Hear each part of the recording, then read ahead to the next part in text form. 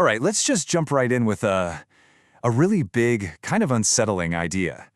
What if the most basic thing you believe to be true, this steady flow of time, one second after another, what if it's not just wrong, but it's a trap, a system designed to control you? Think about it. What if the real prison isn't made of bars and walls, but of minutes, hours, and years? And look, this isn't some wacky fringe idea. I mean, that quote, that's from Albert Einstein. He's the one telling us that the entire way we see the world, past, present, future, is just, well, a stubbornly persistent illusion. It's a construct. So, what on earth did he mean by that? Well, he was talking about something physicists now call the block universe. The best way to picture it is like a loaf of bread. Seriously, imagine that entire loaf is all of time. Everything that's ever happened and ever will happen. The past, the present, the future, they all exist at the same time right there in the loaf. And what we call now, that's just the one slice we're currently looking at.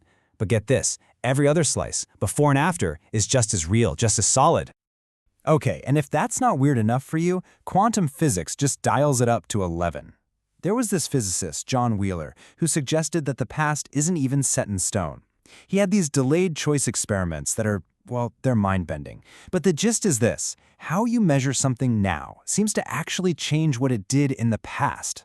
Yeah, you heard that right. It's like our choices today can ripple backward in time, making the whole story of what happened way more flexible than we ever thought. This whole idea of rebelling against time, it's not new at all. People have been questioning this stuff for centuries. We're talking ancient Greek philosophers like Parmenides, who basically said change is a total illusion. And then you have thinkers like St. Augustine, saying time is just a thing in our heads. And it continues all the way up to modern physicists like Carlo Rovelli, who argue time isn't a fundamental force of the universe. It's like there's always been this deep-down suspicion that something about time just doesn't add up. So, okay, if all these brilliant minds are telling us that time isn't what we think it is, that raises a really important question, doesn't it? If it's an illusion, who benefits from us believing in it? And this is where things take a dark turn. This is where we start talking about how this illusion of time is used as a tool of control, a tool that traps us in what we can call the narrative prison. I mean, think about it. From day one, we're taught to see our lives as a story, right? A straight line. There's a beginning, a middle, and an end. You were born, you're here now, and you're marching off toward the future. It seems totally normal, obvious even. But what if that story was written by someone else? What if the main plot points, the big themes, even the ending, what if they've all been handed to you?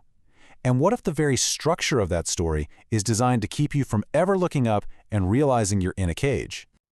This treadmill analogy is honestly the perfect way to understand it.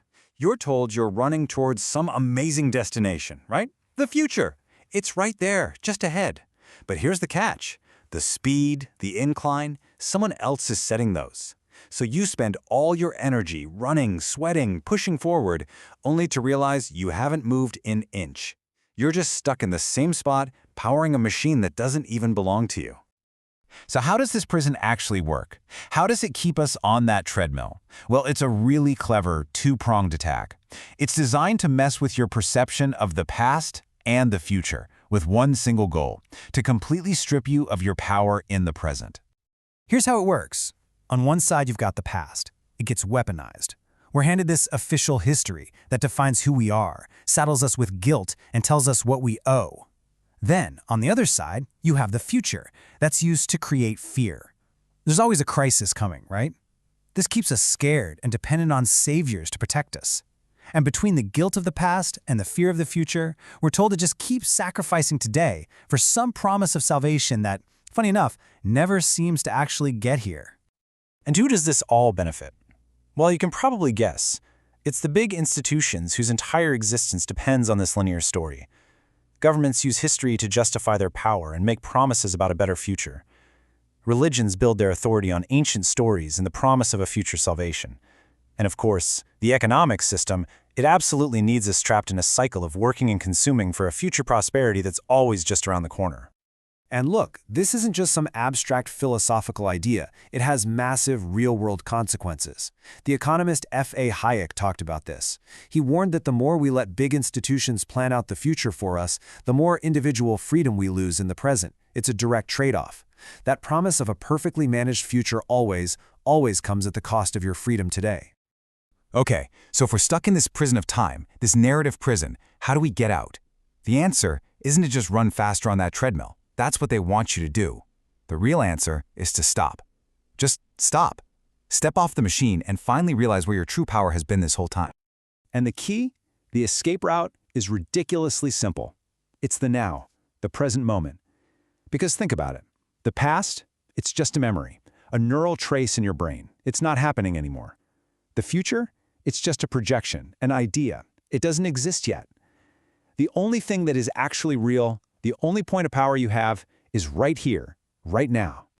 Now, escaping isn't a one-time thing. It's a practice. So here are the steps. Step 1, you've got to cultivate mindfulness.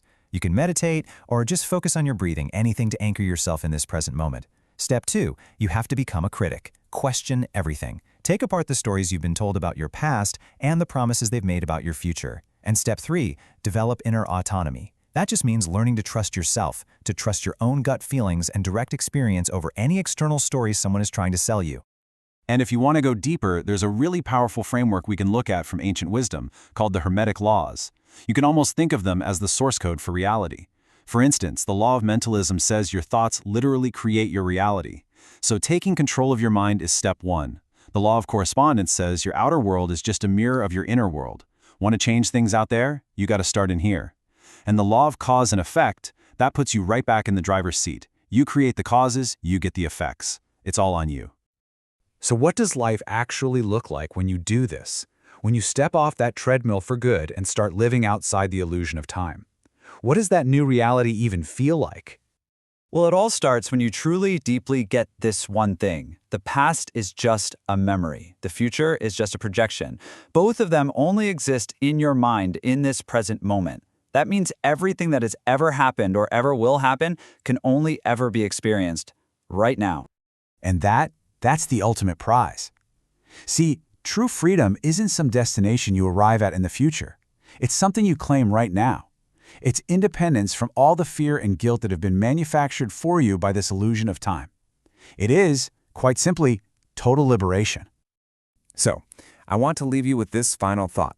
If life is only ever happening in the now, if there's really no future destination to race towards and no past you have to run from, if your entire existence is contained in this one single powerful moment, how does that change everything for you? How does it change the way you live your life, starting right now?